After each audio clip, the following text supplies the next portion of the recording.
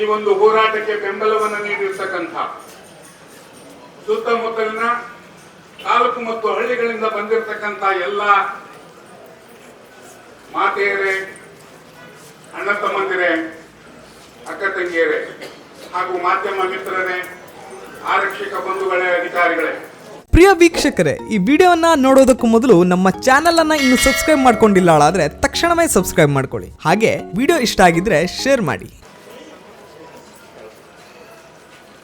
ಅನಂತಮೂರ್ತಿಯವರು ಕದಂಬ ಕನ್ನಡ ಜಿಲ್ಲೆ ಆಗ್ಬೇಕು ಅಂತ ಹೇಳಿ ಹೋರಾಟ ಮಾಡ್ತಕ್ಕಂಥ ಸಂದರ್ಭದಲ್ಲಿ ಅನೇಕ ಪ್ರತಿಷ್ಠಿತ ಮಾಧ್ಯಮಗಳಲ್ಲಿ ಸಿರ್ಸಿಯ ಹೈಟೆಕ್ ಆಸ್ಪತ್ರೆಯ ಈ ದುಸ್ಥಿತಿಯ ವಿವರ ಬಂದಾಗ ನಮ್ಗೆಲ್ಲರಿಗೂ ಆತಂಕ ಆಯ್ತು. ಹಾಗೆ ಅನಂತಮೂರ್ತಿಯವರು ಕೂಡ ಈ ಬಗ್ಗೆ ಚರ್ಚೆಯನ್ನು ಮಾಡಿದ್ರು, ಮಾಧ್ಯಮಗಳಲ್ಲಿ ಪ್ರಕಟಿಸಿದ್ರು, ಪತ್ರಿಕಾಗೋಷ್ಠಿಯನ್ನ ಕೂಡ ಮಾಡಿ ಆಯ್ತು. ವಿಷಯ ಇಷ್ಟೇ, ಸಿರ್ಸಿ ಅಷ್ಟೇ ಅಲ್ಲ, ಸಿದ್ದಾಪುರ, ಮುಂಡಗೋಡ್, ಸೊರಬ ಹಾಗೂ ಸುತ್ತಮುತ್ತಲಿನ ತಾಲೂಕುಗಳು ಈ ಎಲ್ಲ ಬಡ ಜನರಿಗೆ ಒಂದು ಆಶಾಕಿರಣವಾಗಿರ್ತಕ್ಕಂಥ ಈ ಸಿರ್ಸಿಯ ಹೈಟೆಕ್ ಆಸ್ಪತ್ರೆ 142 ಕೋಟಿ ರೂಪಾಯಿಯ ಹಿಂದಿನ ಶಾಸಕರ ಮುತುವರ್ಜಿಯಿಂದ ಮಂಜೂರಾಗಿತ್ತು. ಕಟ್ಟಡ ಈಗಾಗಲೇ 80% ಕಟ್ಟಡ ಗಟ್ಟಿಯಾಗಿದೆ. ಡಾಕ್ಟರ್ಗಳಿಗಾಗಿ ಕೊಠಡಿಗಳು ಹಾಗೂ ವೈದ್ಯಕೀಯ ಉಪಕರಣಗಳಿಗಾಗಿ 30 ರಿಂದ 35 ಕೋಟಿ ರೂಪಾಯಿ ಹೀಗೆ ಹಿಂದಿನ ಸರ್ಕಾರದಲ್ಲಿ ಮಂಜೂರಾಗಿ ಕೆಲಸ ನಡೀತಾ ಇದೆ. ಆದ್ರೆ ಈಗ ಮಾಧ್ಯಮಗಳಲ್ಲಿ ಬಂದಿರತಕ್ಕಂತ ಸುದ್ದಿಯನ್ನು ನೋಡಿದಾಗ ಆ ಜಿಲ್ಲಾ ಆಸ್ಪತ್ರೆ ಅಂತ ಏನು ನಮೂದಾಗಿತ್ತು ಅದೀಗ ಇದು ತಾಲೂಕಾ ಮಟ್ಟದ ಆಸ್ಪತ್ರೆ, ಇದ್ಯಾವುದೂ ಕೂಡ ಇಷ್ಟೆಲ್ಲ ಹಣದ ಅವಶ್ಯಕತೆ ಇಲ್ಲ ಹೇಳಿ ಹಣ ವಾಪಸ್ ಹೋಗಿದೆ ಅಂತಕ್ಕಂಥ ಸುದ್ದಿ ಬಂದಿದೆ.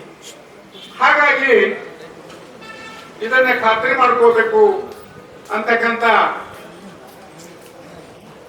ಕೆಲಸಕ್ಕೆ ಇಳಿದಾಗ ಹಿಂದಿನ ಸರ್ಕಾರದಲ್ಲಿ ಆಗಿರ್ತಕ್ಕಂಥ ಅನೇಕ ಮಾಹಿತಿಗಳನ್ನ ಕಲೆ ಹಾಕಿ ನೋಡಿದಾಗ ಎಲ್ಲ ನಿಜ ಸಂಗತಿ ಬಯಲಾಗಿದೆ.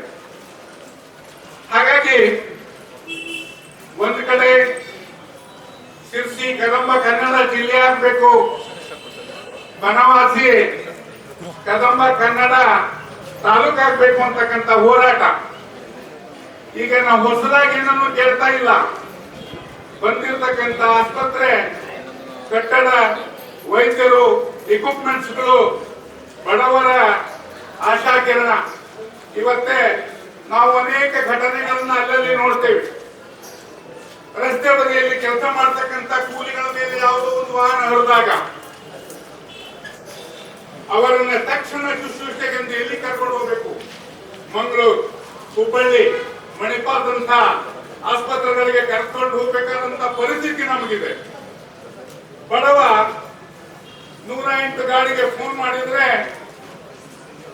ಒಂದು ಅನಾಹುತ ಆಗಿರ್ತದೆ, ಆಕ್ಸಿಡೆಂಟ್ ಆಗಿರ್ತದೆ, ಆ ಗಾಡಿ ಬರೋದು ಅರ್ಧ ಗಂಟೆ 1 ಗಂಟೆ ನಂತರ. ಅಷ್ಟೊತ್ತಿಗಾಗಲೇ ಅವನ ಪ್ರಾಣ ಹೋಗಿರ್ತದೆ. ಅದಕ್ಕಾಗಿ ನಮಗೆ ಅತಿ ಸಮೀಪದಲ್ಲಿ ಸಿರ್ಸಿಯಲ್ಲಿ ಆಸ್ಪತ್ರೆ ಆದ್ರೆ ಎಲ್ಲ ಬಡವರ, ಎಲ್ಲ ಮಾತೆಯರ, ಎಲ್ಲ ನಾಗರಿಕರ ರಕ್ಷಣೆ ಆಗ್ತದೆ ಅಂತಕ್ಕಂಥ ಒಂದೇ ಒಂದು ಸದುದ್ದೇಶದಿಂದ ಅನಂತಮೂರ್ತಿ ಅವರು ಧ್ವನಿ ಎತ್ತಿದಾಗ, ನೋಡಿ ಇದು ರಾಜಕೀಯ ಪಕ್ಷದ ವಿಚಾರ ಅಲ್ಲ. ನಾವು ಬೇರೆ ಬೇರೆ ಪಕ್ಷದವರೆಲ್ಲ ಇದ್ದೇವೆ, ನಾವು ಕೂಡ ಬೇರೆ ಪಕ್ಷದವರು. ಆದ್ರೆ ಸುಮ್ಮನೆ ರಾಜಕೀಯದ ಬಣ್ಣವನ್ನ ಹಚ್ಚಬೇಡ್ರಿ. ನಮಗೆ ಬೇಕಾಗಿರೋದು ಬಡವ ಕೇಳೋದು 2 ಕಣ್ಣು. ಬಡವನಿಗೆ ಬೇಕಾಗಿರೋದು ಉಚಿತವಾಗಿ ಶುಶ್ರೂಷೆ, ವೈದ್ಯರು ಸಿಗ್ಬೇಕು ನಮ್ಗೆ ತಕ್ಷಣ. ಬರೀ ಬನವಾಸಿ ಅಂತ ಕಡೆಗೆ ಒಂದು ಉಚನಾಯಿ ಕಡೆಯಿಂದ ಶಿರ್ಸಿ ಕಳಿಸ್ತಾರೆ, ಹಾವು ಕಡೆಯಿಂದ ಶಿರ್ಸಿ ಕಳಿಸ್ತಾರೆ. ಎಂಥ ದುಸ್ಥಿತಿ ನಮ್ದು. ಎಷ್ಟು ವರ್ಷದಿಂದ ಒದ್ದಾಡ್ತಾ ಇದ್ದೇವೆ ನಾವು. ಇನ್ನೂ ನೆರವೇರ್ಬೇಕಾ ನಾವು ಈಗ ಕಷ್ಟಪಟ್ಟಿದ್ದು ಸಾಕು. ನಮ್ಮ ಮಕ್ಕಳು, ನಮ್ಮ ಸಹೋದರಿಯರು, ನಮ್ಮ ಮಾತೆಯರು ಯಾರು ಪಡೋದು ಬೇಕಾಗಿಲ್ಲ. ಈ ಆಸ್ಪತ್ರೆ ನಮಗಾಗಲೇಬೇಕು ಅಂತಕ್ಕಂಥ ಹಕ್ಕು ಒತ್ತಾಯವನ್ನ ಮಾಡ್ತಾ ಇವತ್ತಿನ ಈ ಹೋರಾಟಕ್ಕೆ ನಾವು ಕೂಡ ಬೆಂಬಲವನ್ನ ಕೊಡ್ತಾ ಇದ್ದೇವೆ. ವೀಕ್ಷಕ ಮಹಾಪ್ರಭುಗಳೇ, ನಮ್ಮ ಚಾನಲ್ ಅನ್ನು ಸಬ್ಸ್ಕ್ರೈಬ್ ಮಾಡಿ, ಶೇರ್ ಮಾಡಿ, ಪ್ರೋತ್ಸಾಹಿಸಿ.